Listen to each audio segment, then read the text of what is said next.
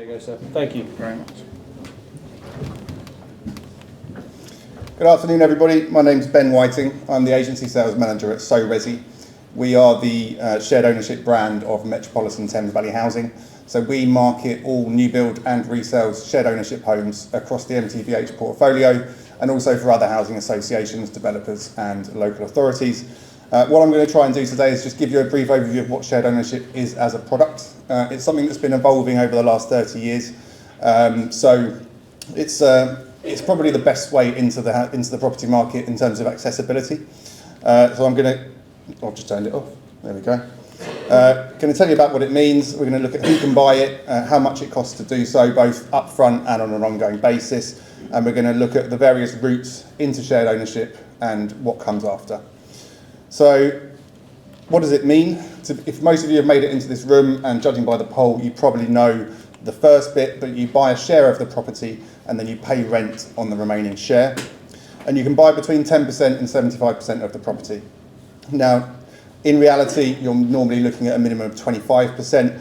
I mentioned it's constantly evolving product, and recently Homes England did change some of the new leases to allow you to buy 10% on entry. In reality, sometimes that 10% value will be too low to actually get a mortgage on. So in the majority of cases, you'll be looking at 25% on entry. You only pay a deposit on the share that you purchase, and that's the key fact about shared ownership that makes it so accessible. And you can buy more shares over time. We call it staircasing, but you can buy more shares and eventually you can staircase up to 100% ownership. Or if you don't fancy doing that, you don't have to, it's not obligatory. You can hold on to that share of the property for as long as you're there, and then you can sell that property when you're ready to move on. So who can buy it? Well, first of all, your household income must be below £90,000, so that's in London. Outside London, you're looking at 80,000. That's your household income. So if you're a couple buying together, then your joint incomes must be below 90,000, and it must be affordable for you. Homes England defined affordable as between 25 and 45% of your income. So your rent, service charge and mortgage payment together must come to somewhere in that region. When you apply for a property, you will speak to an independent financial advisor who will look through that with you.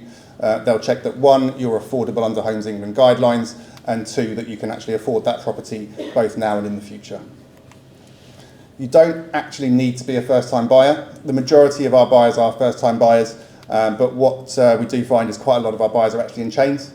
So they could be selling a shared ownership property to buy another shared ownership property. We also have people who bought a property together and are now going their separate ways.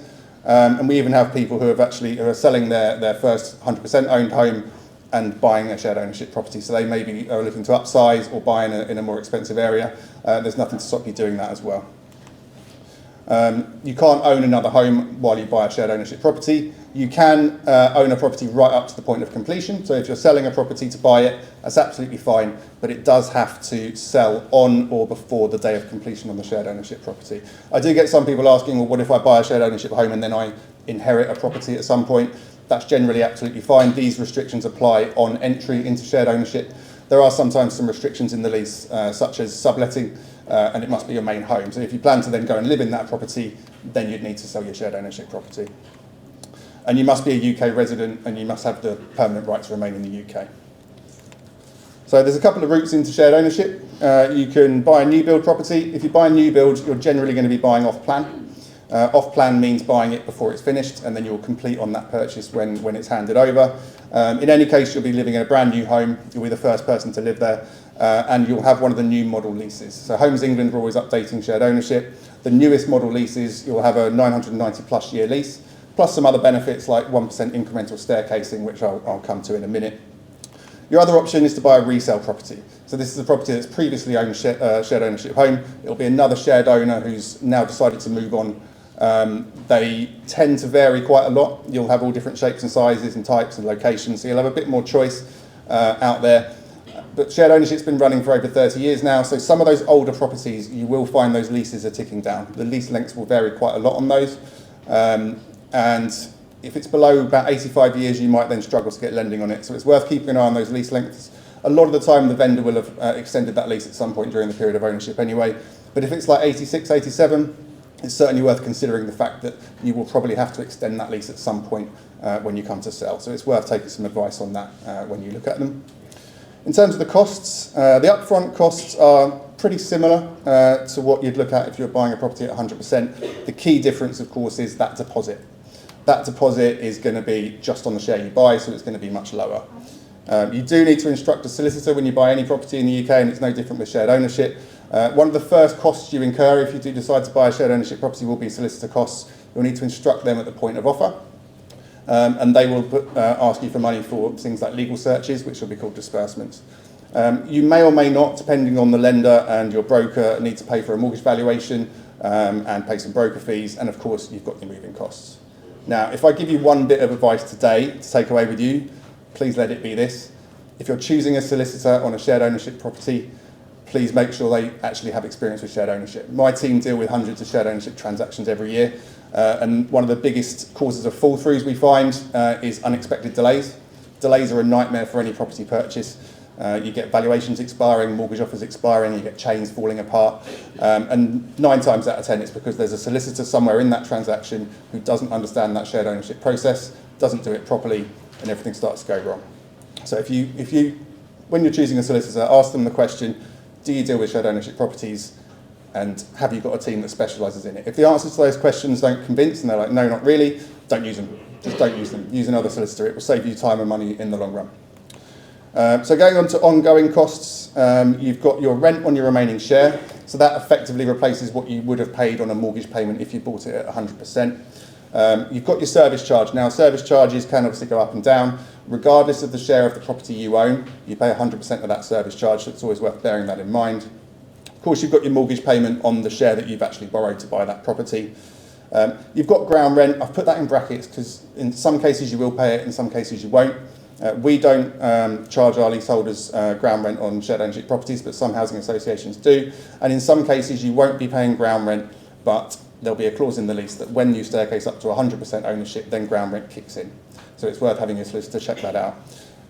We've put other costs here as well because I think especially if you're coming from the rental market and you've bought your first shared ownership home and you're paying the same or maybe less than you were monthly on your rental property, it's sometimes easy to forget that you are now a homeowner. When it's a shared ownership property, your name is on that lease, you own that home.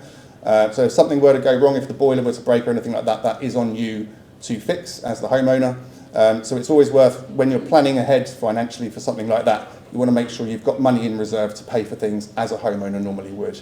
And that's another reason why we do these affordability checks. As a responsible landlord, we have to check not only can you afford to buy that property, but to make sure that you can actually afford to sustain that property over the long term as well. And you'll do checks like that with your financial advisor as well. So I've put a few examples of our resales properties up here at the moment. These are actually live on our website at the moment. If you can't read that text, all these properties are actually on our website, which I'll link to in a moment. Just to give you an idea of the sort of cost you'll be looking at on entry and ongoing. We've got a 2-bed in Ilford for 280,000. So for the 25% share, you're looking at a deposit of 3,500 to buy that property, and your ongoing monthly costs are going to be just under £1,100 a month. We've got a 2-bed in Palmer's Green for 330,000. Again, for a 40% share on that one, 6,500 deposit, and then a monthly cost of 1,500 going forward, just over. And we've actually got a 3-bed terraced house in Enfield that's full market value of £500,000. For the 40% share, you're looking at a £10,000 deposit and a monthly cost of just over £1,700. The mortgage payments in these are based on estimated, I think it's done on 6% mortgage interest rate with a 35-year term, but obviously those can vary. For any of our properties that you see on our website, we'll have these breakdowns on there so that you can see exactly what you'll pay and what you'll pay on an ongoing basis as well.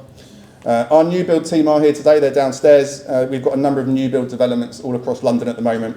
I've got a couple here just to give you an idea. We've got one in Hendon Waterside that's actually available to move into now. They've got studios, 1 and 2 beds, 2 and 3 bed duplexes in there. And for those entry level ones, you're looking at about a £4,200 deposit. We've got a new development in Canning Town that's actually coming up soon. That one's really well located, a few minutes to London City Airport.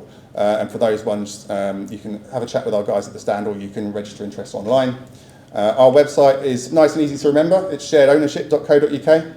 Someone at MTVH did very well to bag that URL quite early on.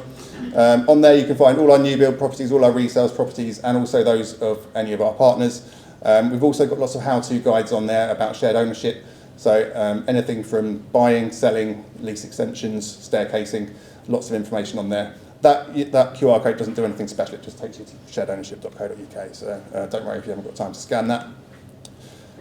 So in terms of what comes next after you've bought it, you can sell the property when you're ready to move on.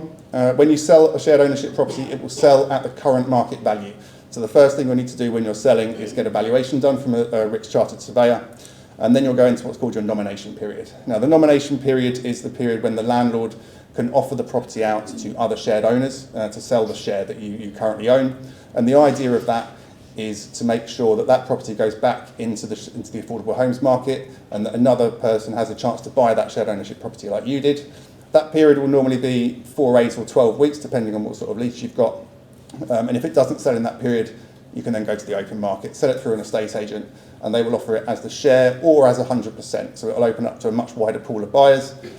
It probably won't apply to many people in this room, but if you ever do find yourself selling a shared ownership property with an estate agent, please do make sure that estate agent knows how to sell a shared ownership property, because again, we do have some issues with estate agents not quite understanding those Homes England requirements for those buyers. Your alternative, of course, is to buy more shares, which you can do at any time. Again, you'll need a valuation. Whenever you buy more shares, it will be at the current value at that time. So you'll need to get a valuation done on it then. And then you'll need to instruct a solicitor to do that staircasing transaction. When you're buying more shares in a property, it is a legal transaction. It's not as complicated as buying, it doesn't take as long as buying, but there will be fees associated with that. So it's never advisable to just buy 5% here, 5% there. You're going to want to save it up for when you're buying quite a big chunk, because you will pay. Saying that, I mentioned Homes England always updating shared ownership and making it easier for buyers and sellers. There is now 1% incremental staircasing available on some of the newer leases. So on some of those properties, you'll be able to buy 1% every year. You won't need to get a valuation. You won't need to instruct a solicitor. It's done on the house price index. And it's just a simple transaction between yourself and the landlord. You don't have to do it every year, but you get the option each year. And of course, you've got the option to staircase up to 100%. When you buy 100% of the property, you'll find that those leases, those clauses I mentioned in the shared ownership leases all fall away, and it just becomes a standard shared ownership lease. So hopefully that's given you just a bit of an idea about how shared ownership works. It really is a great way. With the way the London rental market is at the moment, it can be really hard to save a deposit, and it gives people an opportunity to get into a home that's theirs. You've got security of tenure, and instead of paying rent every month, it's just going out the window. A portion of that will be going to building equity in a home, and then you can sell it when you're ready to move on. If you do want to find out anything more about shared ownership, we have got our own a podcast out as well called So in the Know, where we talk about shared ownership and all about property. And if you do have any questions and your question doesn't get read out in the Q&A session, feel free to come and see me afterwards. I'll be hanging around afterwards, and I'll also be down at the stand. Hope you've enjoyed your day. Thanks very much, everybody.